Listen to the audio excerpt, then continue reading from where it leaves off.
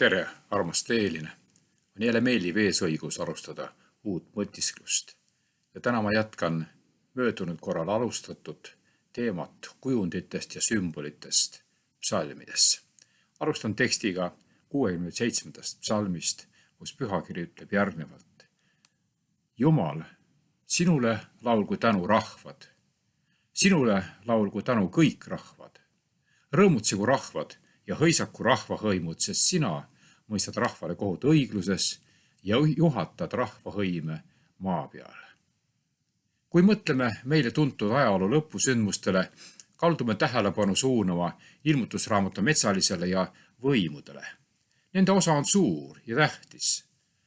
Vastsel juhul ei oleks Jumal neid meile mõistmiseks piiblisse kirja pannud. Prohveti kuulutustega käsitlevad ka palju muid põhiteemasid, mis on seotud näiteks patu ja kannatustega ja kohtumõistmisega, hea ja kurja vahelise võitlusega, õigluse ja õiglustustega või tagakiusamisega. Psalmidki käsitlevad neid teemasid väga sügavalt ja uurivad peaaegu kõikvõimalikke inimlikke tundeid. Sügavast meeleheitest ohjeldamatu rõõmuni. Näeme Iisraeli valmistumas võitluseks pimeduse jõududega. Loeme üksikisikute heitlusest küsimusega, miks Jumal ei tegele kurjusega vahetult ja kohe. Kahtlemata oleme kõik meie midagi sarnast küsinud. Meid suunatakse vastuse saamiseks pühamusse ja seal näidatakse meile taas Jumalat loojana. Eks me heitle ju tänapäeva kontekstis samade küsimustega. Seepärast jätkamegi psalmide lahkamisega, et saada rohkemat teada nende ülioluliste tõdede kohta. Psalm 46 näitab puudutavat teemat, mille leiame kirjas heebrealastele midagi paremat. Jeesus on parem kui maine ülempreester. Tema ohver on parem kui igasugused loomaohvrid ning taevane pühamu on kindlasti parem kui pühamu, milline oli siin maal. Ometi on selle psalmi lähenemisviis teistsugune. Kirjutaja ei võta head ega kõrvuta seda veel paremaga. Ta paneb mässulise maailma ja sellega kaasnevad kohutavad tagajärgi kõrvu tõotusega paremast, mida Jumal meie jaoks kavandab. Tõepoolest on selles psalmis rikkalikult lootust ja lubadusi, et ka keset laastamist, katsumusi, kannatusi ja sõdu, millega silmitsi seisame, tuleb meilgi ikkagi vaikida ja teada, et mina olen Jumal, nagu psalm 46 ütleb, ning puhata kindlustundes, et ühel päeval see kõik lõppeb ja Jumal on kõrge maa peal. Pööla tähelepanu siin kirjutatule. Psalm 46. Sellepärast me ei karda, kui maa liiguks asemelt ja mäed kõiguksid merepõhjas. Ei saa teisiti, kui meenutada vaatepilti sellest, mis toimub Kristuse teisel tulekul, ning taevas taganes otse kui kokku keeratav rullraamat ja kõik mäed ja saared tõugati ära oma paigast. Samuti oodates ja kiirendades Jumalapäeva tulemist, mil taevad põledes lagunevad ja algained lõõmates ära sulavad. Meie praegune maailm kõigi olemasolevate pahedega ei kesta igavesti ja see, mis tuleb pärast, tõotab midagi, mida meie meeled vaevalt suudavad ette kujutada. Nüüd aga on meil vaja lihtsalt vastu pidada, säilitada usk ja kalammerduda sellesse, mida Jumal on meile tema kohta ilmutanud, eelkõige Jeesuses Kristuses, kui ta oli ristil. Meil on tänapäeval lootus keset rahutust. Ja siin on õppetund kontrastist. Lootus ja keeris ehk siis ka rahutus. Sa vajad oma elus õiget lootuse ja segaduse suhet. Seega me ei keskendu ainult ühele. Jeesus lubas, et isegi kui asjad näivad praegu hästi minevat, tuleb maailma peatset segadus, mis suureneb. Tema tulemise lähenedes, mitte vähenedes. Luuka 21. peatükis, Markuse 13. peatükis ja Mattuse 24. peatükis eriti salmides 7 ja 8 me saame lugeda, sest rahvas tõuseb rahva vastu ja kuningriik kuningriigi vastu ja nälga ja maaverisemisi on paljuti. Aga see kõik on sünnivalude hakatus, ütleb Jeesus. Me võiksime seda loetelu veel jätkata. Orkaanid, tornaadod, tulekahjud, mässud, ebaõiglus, terrorism, finantskollaps, poliitiline murrang, valitsuse kontroll ja vägivald. Sellised segadused võivad 1 tunniga ära pühkida kõik, mis täna meil on. Teisalt jälle ütleb Ilmutuse 7. peatükk, et 4 inglit hoiavad, ja tõesti neist küllalt piisab, tagasi kõik võimalikke õnnetusi. Ja kui sul on tunne, et kogu maailm kord otse kui lakkab olemast ja sa juba kujutad ette, mismoodi see kõik hakkab välja nägema, aga Jumal on meid siiani halastavalt kaitsnud isekuse lagunevate jõudude eest. Kuidas me siis saame omada lootust? Tõelist lootust keset segadusi. See ei tulene varude täiendamisest ja vallutamatu kindluse omamisest. Seda üritasidki Paabeli torni ehitajad. Me peame hoidma silme ees suurt pilti. Piibli prohveti kuulutused maalivad meile selle kohtumõistmise. See maailm ei ole kõik, mis on olemas. Me teame, et Jumal valitseb kõige üle. 22. psalm ütleb, sest Jehova päralt on kuninglik võim ja tema valitseb rahvaid. Me teame, et tõeline lootus ei tähenda, et kõik saab olema lihtne. Raskuste aeg saab läbi. See on Jumala pühade jaoks auline lõpp. Tegelikult lubab Jumal meie ellu segadust, sest see paneb proovile meie usu ja see koguni tugevdab meie usku. Ja just seda see tegi Hanani ja Miisaeli ja Asarjaga, kes Tuura tasandikul Danieli 3. peatükis on kirjeldatud. 1. Peetruse 1. peatükk ütleb, sellest te väga rõõmutsete, kuigi te nüüd vajaduse korral pisut kurvastute mõnesugustes kiusatustes, et teie usk, kui see on läbi katsutud, leitaks kalli hinnalisem olevat kullast, mis kaob ja siiski tules läbi katsutakse ja oleks teile kiituseks ja hiilguseks ja auks Jeesuse Kristuse ilmumisele. See aitab meil usaldada Jeesust. Lootuse võtit, mitte ainult sõnu, ma usaldan Jeesust. Me võime tagasi vaadata ja öelda, ta ei jätnud mind maha siis, isegi siis, kui elu oli raske. Mis tähendab, et Jumal lubab meil kogeda võimalusi usus edasi astuda. Toetuda tema lubadustele isegi siis, kui on raske. Jumalale kuuletumine nüüd, kui see meie usku proovile paneb, tugevdab meie võimet Jeesust usaldada, kui tuleb segadus. 63. psalm ütleb, sest sina olid mulle abiks ja su tiibade varju all ma võin hõisata.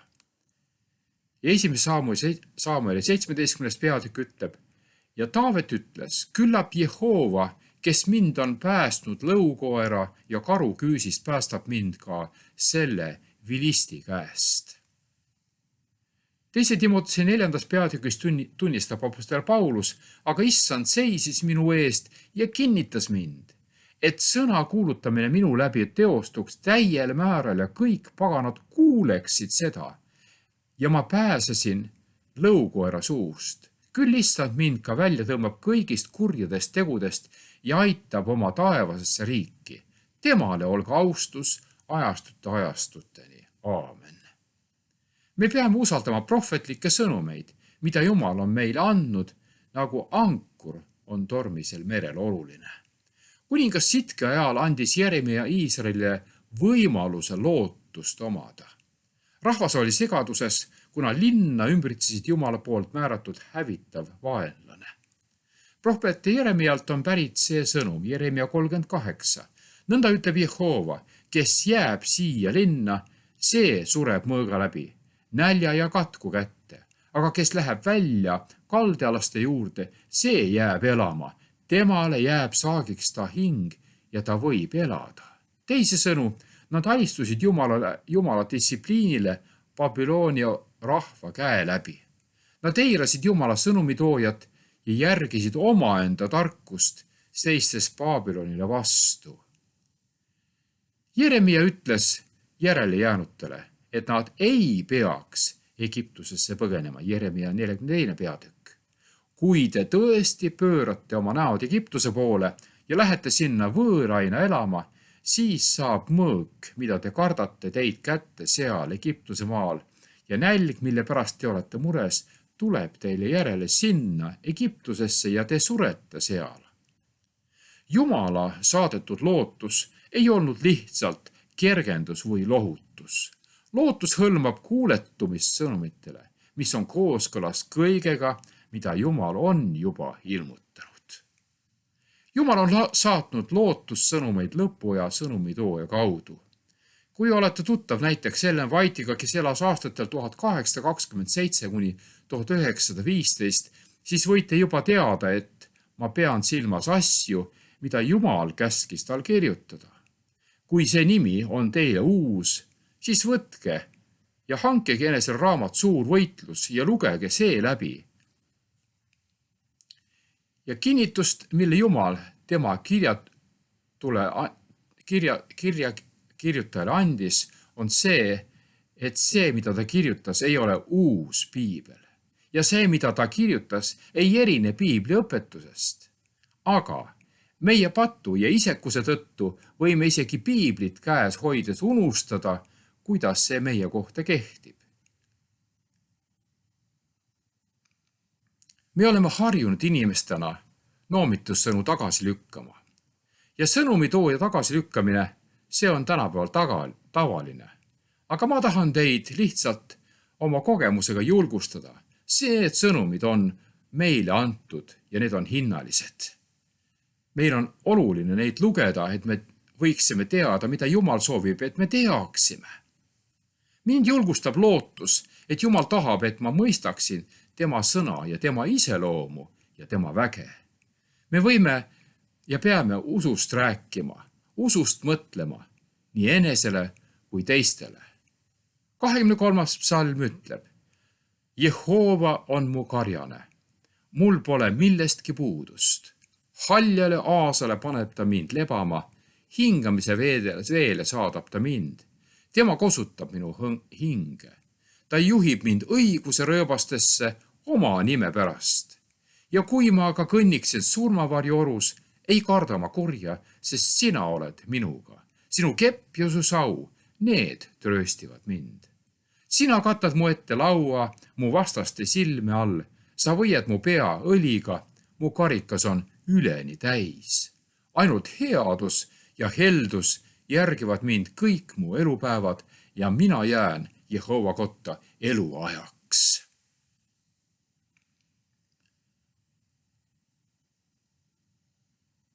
Piiblis räägitakse ka sellisest sümbolist, milleks on jalad. Ja siin on mul 7 kirjeldust jalgade rolli kohta Jumala sõnas. Esiteks, jalad näitavad omandiõigust. Teadupärast Abrahamile kuulus maa, millel ta kõndis. 1. Moose 13 peatükk ütleb: ja ma teen sinu soo põrmu sarnaseks. Kui keegi suudab maapõrmu ära lugeda, siis on sinugi sugu ära loetav. Võta kätte, käi maa läbi pikuti ja põiki, sest ma annan selle sinule. See maa, kus Abraham kõndis, oli talle Jumalast antud. Maa, kus iisraelised kõndisid, kuuluski neile. Sest 5. Moose 11. peatükk ütleb: iga paik, kuhu teie jalad astuvad, kuulub teile. Kõrbest ja Liibanonist, jõest, Frati jõest kuni läänepoolse mereni on teie rada. Maa, kuhu nad sisse astusid, kuuluski neile. Iisraelised marssisid ümber Jeriko, neile kuulus kogu maa. Aga saatan väitis, et maa, kuhu ta astus, on tema omand. Hiob 1. peatükis saame lugeda, ent ühel päeval, kui Jumala lapsed tulid ja seisid Jehova ees, tuli ka saatan nende sekka ja Jehova küsis saatanalt: kust sina tuled? Ja saatan vastas Jehovale ning ütles: maad mööda hulkumast ja rändamast. Aadamale ja Eevale antis selle maa üle valitsemine, omandiõigus siin aias. Sest Jumal oli öelnud, täitke maa ja alistage see enestele ja valitsege kõige üle. Patustamisel inimesed loovutasid valitsemise saatanale.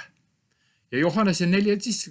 peatükis Jeesus ütleb, ma ei räägi enam palju teiega, sest selle maailma vürst tuleb ja ta ei saa minust midagi. Jeesus jätkas, nüüd käib kohus selle maailma. Nüüd tõugatakse välja selle maailma vürst. Kui Jeesus risti löödi, võttis ta selle kontrolli saatana käest. See anti tagasi Jeesusele, selle maailma õigusjärgsele omanikule ja valitsejale. Kas saatan tõesti omab maad, millel ta kõndis? Vastus on ei. Omandiõigus oli seotud ka kuulekusega. Ja teine punkt, mida soovin öelda, on see, et jalad on seotud kuulekusega. Iisraellased kõndisid maad mööda ja kuuletusid issandale. Joosua 14. peatükk ütleb, siis Mooses vandus sel päeval, öeldes tõesti maa, mida su jalg on tallanud, peab saama igavesti pärisosaks sinule ja su lastele, sellepärast et sa käisid täiesti Jehova oma Jumala järel. Maa kuulus iisraellastele, mitte ainult sellepärast, et nad olid sellel kõndinud, vaid sellepärast, et nad olid Jumalale järgnenud, temale kuuletunud. Aga miks saatan ei olnud maailma omanik? Ta ei kuuletunud Jumalale. Ja jalgade suund näitab kuulekust. 119. psalm ütleb, et mu elutee oleks kindel, et ma peaksin sinu määrusi. Jalad pööratud Jumala seaduse poole, tema sõna näitab kuulekust. Õpetussõnade 4. peatükk ütleb, ära kaldu paremale ega vasakule, hoia oma jalga kurjast. Jalad võivad pöörduda Jumala poole või koguni temast eemale, Jumala poole või kurjuse poole. Meie jalad, meie rajad võivad teisi mõjutada. Heebra 12. peatükk ütleb, ja õgvendage teerajad oma jalgadele, et see, mis lonkav ei nikastuks, vaid ennemini saaks terveks. Teised järgivad meid, need, kes on meie ümber, meie käitumist, meie tegusid, meie elu. Kui me kõnnime otse, kui me kõnnime kuulekuses, saavad teised meile järgneda või neid julgustatakse meid järgnema.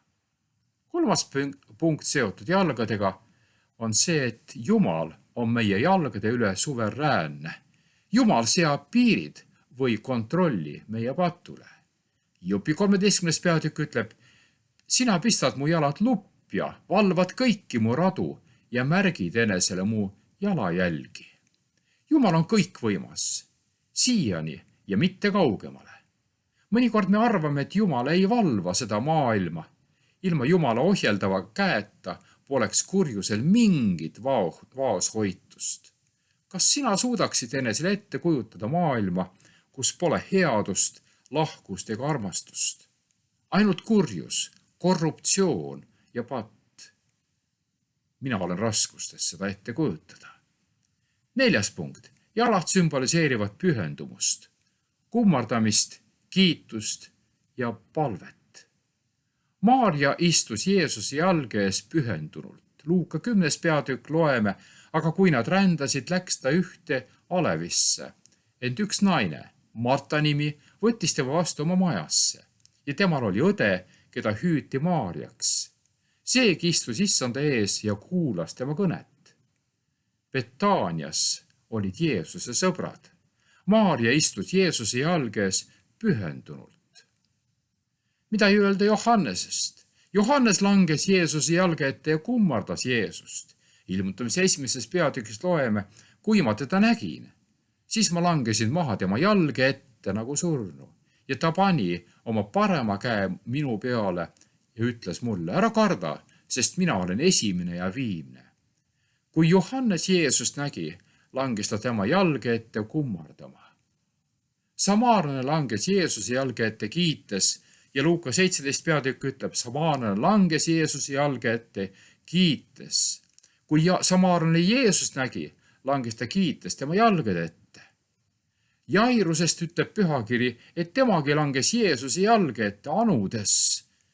Ja Luuka 8. peatükk teatab ja vaata, siis tuli mees, Jairus nimi, ja see oli koguduse koja ülem ja ta heitis Jeesuse jalge ette ning palus teda tulla enese kotta, sest tal oli ainus tütar, 12 aastat vana ja see oli suremas.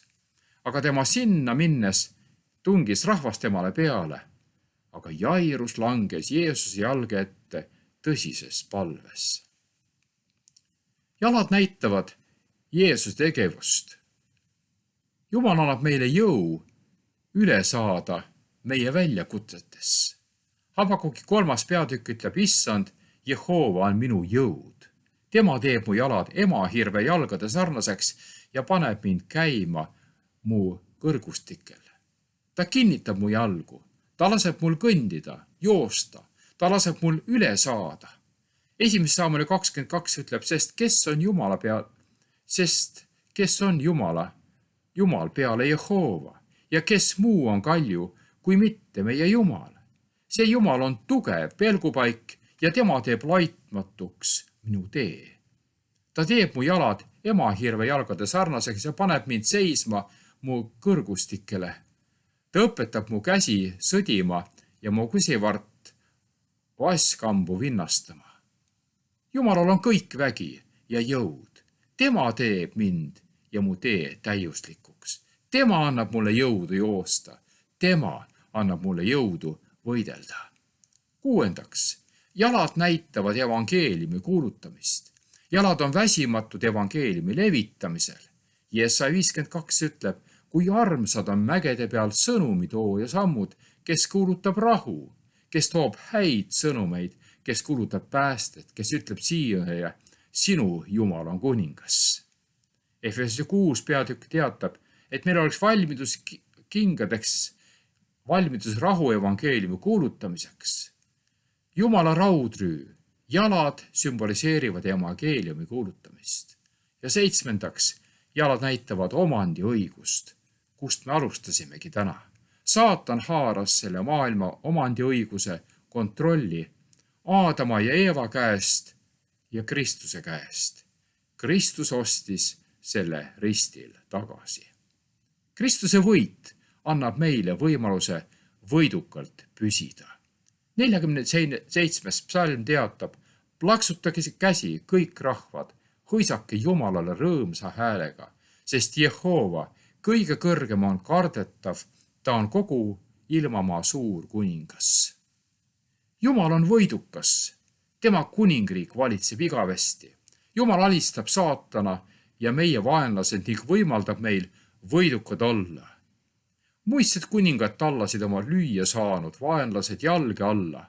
Jumala rahvas saab seda teha, sest tema on võidukas, see on Jeesus. Rooma 16. peatükk ütleb aga, rahu Jumal, kes tallab varsti saatana teie jalge alla. Meie issanda Jeesuse Kristuse arm olgu teiega. Aamen. Jumal saabki võidukaks, kuna tema on võidukas. Võime ka meie olla võidukad. Kristus saab lõpuks võidu. Sakaria 14. peatükk ütleb, sel päeval seisavad ta jalad Õlimäel, mis on Jeruusalemma ees ida pool, ja Õlimägi lõhkeb keskelt pooleks, idast läände väga suureks oruks, sest pool mäge vajub põhja poole, teine pool lõuna poole ja Jehova on kuningaks kogu maale. Sel päeval on Jehova ainus ja tema nimi on ainus. Jumal on seadnud meid siia, et maa peal tuntaks tema päästet. 67. psalmist saame lugeda. Jumal olgu meile armuline ja õnnistagu meid. Ta lasku oma pale paista meie peale, et maa peal tuntaks sinu teed, kõigi rahvaste seas sinu päästet. Jumal, sinule laulgu tänu rahvad, sinule laugu tänu kõik rahvad. Rõõmustagu rahvad ja hõisaku rahva hõimud, sest sina mõistad rahvale kohut õigluses ja juhatad rahvahõime maa peal. Jumal, sinule laulgu tänu rahvad, sinule laulgu tänu kõik rahvad. Maa on andnud oma vilja Jumal, meie Jumal, õnnistagu meid. Jumal õnnistagu meid ja kõik ilma oma otsad kartku teda. 67. psalm algab palvega Jumalale, et ta laseks oma palge paista meie peale, et maa pealt suuntaks sinu teid. Lunastusplaaniga on Jumal valmistanud patustele tee tagasi tema vahetusse aulisse lähedusse, ilma et tema au nad hävitaks. Ja isegi nüüd, selles elus, võib Jumala pale paista meie peale Kristuse risti tõttu. Aga siin on kirjas veel enam. Jumala plaan on, et meist kumaks tema valgus ülejäänud maailmale. Selline ülesanne anti Iisraelile. Tempel pidi olema palvekojaks kõigile rahvastele. Sest Jeesaja 56. peatükk ütleb, needki ma viin oma pühale mäele ja ma rõõmustan neid oma palvekojas. Ja nende põletuse tapaohvrid on minu altari peal meelepärased, sest minu koda nimetatakse palvekojaks kõigile rahvastele. Kõnealuses psalmis tuletab Taavet meile meelde Jumala tahet, et maa peal tuntaks tema teed kõigi rahvaste seas, tema päästet. Kurb küll, aga Jumala rahval on see ülesanne sageli luhtunud. Vanas testamendis näiteks on Iisraeli kohta kirjas mitu sünget peatükki ning samamoodi on need kristliku koguduse ajaloos viimase 2 aastatuhande jooksul. Me oleksime justkui värvinud oma südame üle ultratumeda kollusega, mis neelab Jumala valguse, selle asemel, et valgust peegeldada.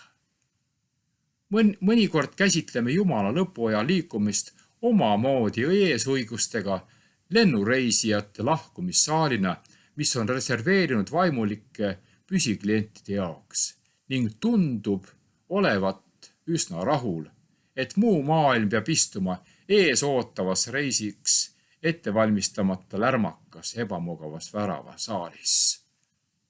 Ilmutuse 14. peatüki ülejäänute kogudus ei rahuldu ainult Kristuse juures Sioni mäel seismisega ja tema läheduses pesitsemisega.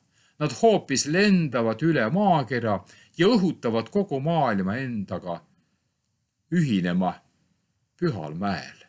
Just nii, nagu leiame selle kirjutatud olevat ilmutamise 14. peatükis. Aga nüüd lõpuks tahaksin küsida, kuhu sina end määratled täna?